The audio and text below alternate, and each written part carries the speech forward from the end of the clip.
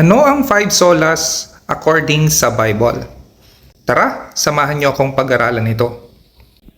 Ang sola ay from Latin na language. Ang ibig sabihin ay only. Meron tayong 5 solas which are 5 key teachings na biblical ito. At ito yung plea ng mga Protestant during the Protestant Reformation na nagdi-differentiate between the early Reformers and the Roman Catholic Church. Ang una dito ay sola gratia. Ibig sabihin, grace alone.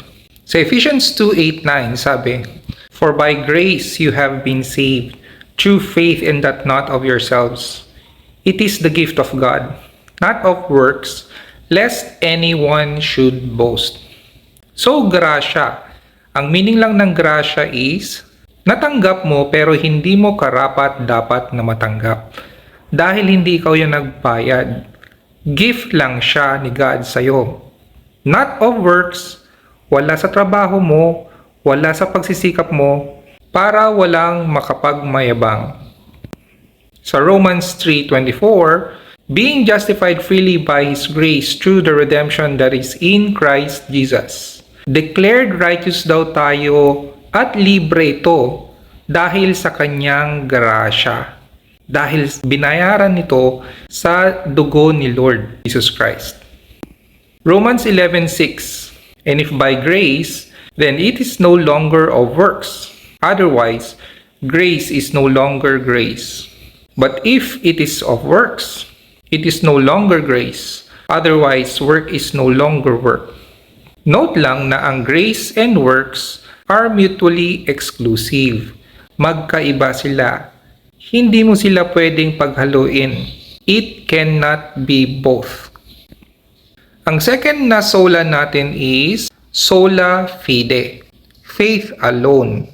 Kasi sa Roman Catholic na teaching of salvation, nakuha ko to sa catholic.com. Sabi, faith plus turning away from sin plus baptism plus good works is equal to salvation daw. Meron tayong graph dito. Sabi, yung death and burial and resurrection ni Lord Jesus Christ, makukuha mo yung grace through the sacraments. I-dispense ng Roman Catholic Church yung grace na yon sa pag-observe ng sacraments. Ano yung mga sacraments na yon?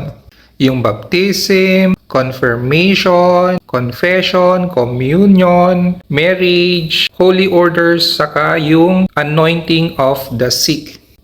Pwede ka rin tulungan ng mga saints na para mag-intercede sa'yo, para mas mapabilis yung papunta mo sa heaven. At hindi lang yon.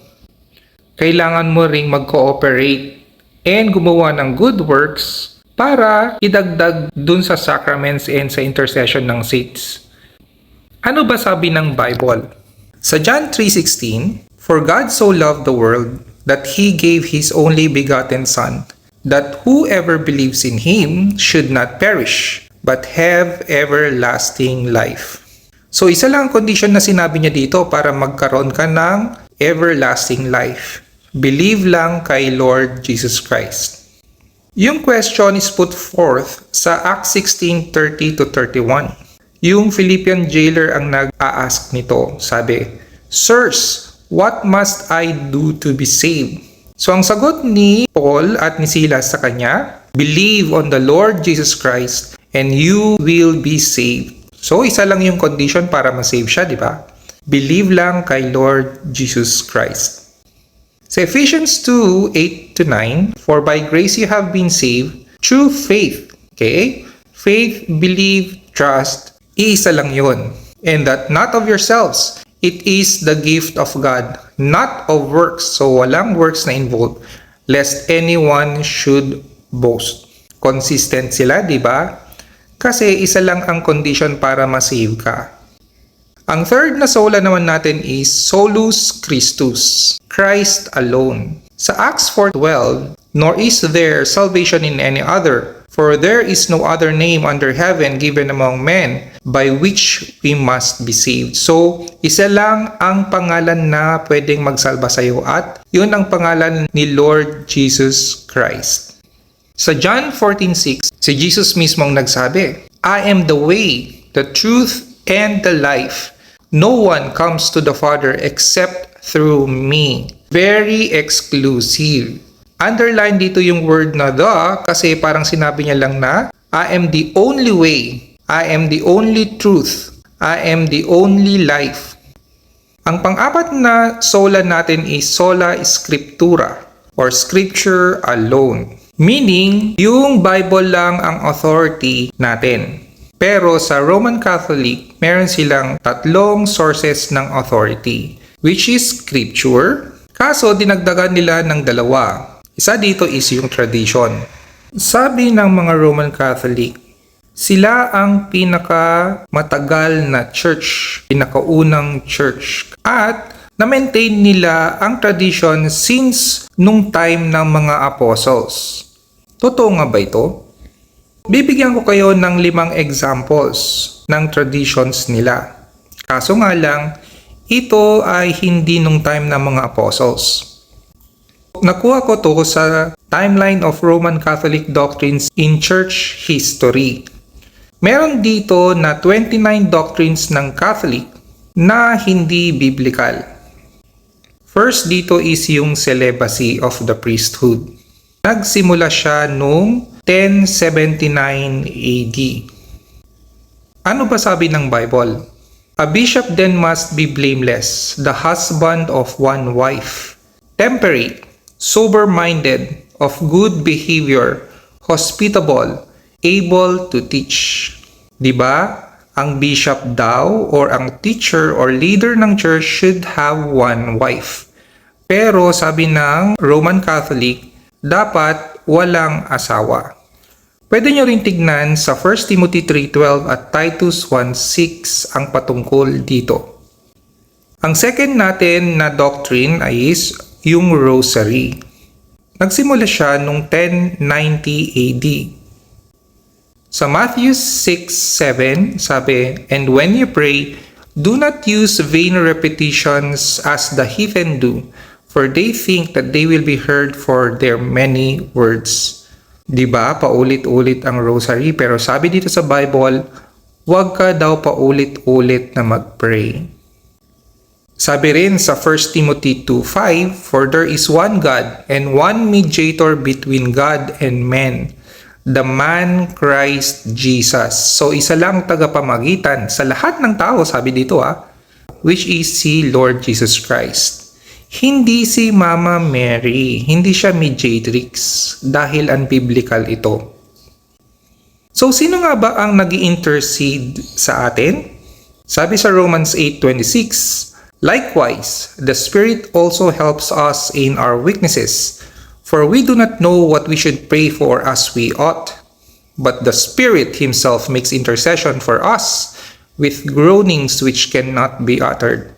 So, ang nag-intercede sa atin ay yung Holy Spirit mismo sa lahat ng mga believers. Grabe, galing, di ba? Meron pang isa. Sa Romans 8:34, Who is he that condemns? It is Christ who died, and furthermore is also risen, who is even at the right hand of God, who also makes intercession for us. So si Lord Jesus Christ mismo ay nag-intercede sa atin. Makikita rin to sa Hebrews 7:25 at Isaiah 53:12. So ang third na doctrine ng Roman Catholic na hindi nagsimula sa apostles ay itong transubstantiation. Ano nga ba ito? Ito ay ang miraculous change. The consecrated bread and wine at Mass become literally the body and blood of Christ while maintaining their appearance. Ibig sabihin, pag blines na ng pare yung bread and wine, magiging literal daw na katawan at dugo ni Kristo yun. Parang kinakain mo yung literal na body ni Christ at iniinom mo yung literal na blood ni Christ. Cannibalism yun, di ba? At during the consecration, pinagpapray din nila na i-accept yung sacrifice na yon, which is repeated na yung sacrifice ni Lord. Sa bawat misa, sinasacrifice ulit si Lord. Ibig sabihin kung 10,000 ang misa sa buong mundo, 10,000 times inuulit or sinasacrifice si Lord over and over again. Tama ba ito? Sabi sa Hebrews 10:14, "For by one offering, He has perfected forever those who are being sanctified." So isa lang na offering ang ginawa niya, hindi pa ulit-ulit. Sabi sa Hebrews 9:26, "He then would have to suffer often since the foundation of the world. But now, once at the end of the ages, He has appeared to put away sin by the sacrifice of Himself." Once lang yung sacrifice ni Lord. Makikita nyo rin to sa Hebrews 7:27, 9:12, 9:28 at 10:10. So ang next natin ay yung confession of sins to a priest. Nagsimula rin siya noong 12:15 gaya ng transubstantiation. Yan, may confessional booth sila. Sabi ng Bible sa James 5:16a, "Confess your trespasses to one another and pray for one another that you may be healed." So kung magko-confess ka, pwede sa kapwa mo believer, hindi kailangan sa pari lang. Fifth na bibigay kong example is yung purgatory. Nagsimula lang tong doctrine na to sa 1439. Ang purgatory, according to Roman Catholic teaching, is yung place or state of suffering. So magsasuffer ka doon. Inhabited by souls who died in state of grace to purge or purify themselves of their sins before going to heaven. So kung Roman Catholic ka na meron ka pang natitirang unconfessed na sin, is dun mo pagbabayaran dun sa purgatory. So hindi mo alam kung gaano ka katagal dun na maghihirap bago ka pumunta ng heaven. Ano ba sabi ng Bible? Sa Hebrews 9:27 sabi, "It is appointed for men to die once, but after this the judgment." Pag namatay ka, after nito judgment na kaagad. Wala nang second chances. Makikita nyo rin to sa account ni Lazarus and the rich man sa Luke 16:19-31. According din dito sa purgatory doctrine, pwede mo rin daw i-assist yung loved ones mo na mas mapabilis yung stay nila sa purgatory by offering mass, prayers, indulgences, almsgiving, and other works of love for them. Notice nyo lang na ang paniniwala nila is insufficient yung sacrifice ni Lord Jesus Christ. Sabi sa John 19:30, "So when Jesus has received the sour wine, He said, 'It is finished.'" Tapos na. "And bowing His head, He gave up His spirit." Sa Greek word nito ay tetelestai. Ibig sabihin din nito is paid in full. Bayad na lahat ng kasalanan, past, present, and future. Makikita nyo rin tong doctrine na to sa Romans 3:25, 1 John 2:2, and 1 John 4:10. Ang third na source naman ng Roman Catholic Authority is magisterium or yung mga teachers daw nila. Yung Pope, Bishop, and Priest. Dun sa kanilang isang doctrine, ang Pope ay may power na ex cathedra. Ibig sabihin na to is from the chair. Pwede siyang magbigay ng bagong doctrine sa kanyang throne. Question: what if yung teaching nila nagko-contradict sa scripture? Sabi sa Psalms 138:2b, "For you have magnified your word above all your name." Kita nyo, sobrang importante ang scripture kasi sabi ni Lord, mas mataas pa raw yung scripture above sa lahat ng pangalan ni Lord, above sa El Shaddai, Jehovah Jireh, Jehovah Nisi at iba pa. Sabi rin sa Romans 3:4a, "Certainly not. Indeed, let God be true but every man a liar." Kung nagko-contradict ka sa scripture, you are a liar. Sa 2 Timothy 3:16-17, all scripture, lahat sa Bible is given by inspiration of God. Holy Spirit inspired siya and is profitable for doctrine. So dito natin makukuha yung tamang doctrine for the church. for reproof, for correction, for instruction in righteousness, that the man of God may be complete, thoroughly equipped for every good work. So Romans 10:17, so faith comes by hearing and hearing by the word of God. So dun din tayo magkakaroon ng faith pag narinig natin yung salita ng Diyos. So 1 Corinthians 15:3-4, dito nakalagay yung gospel, yung good news about sa ating salvation. Yung death, burial, and resurrection ni Lord Jesus Christ.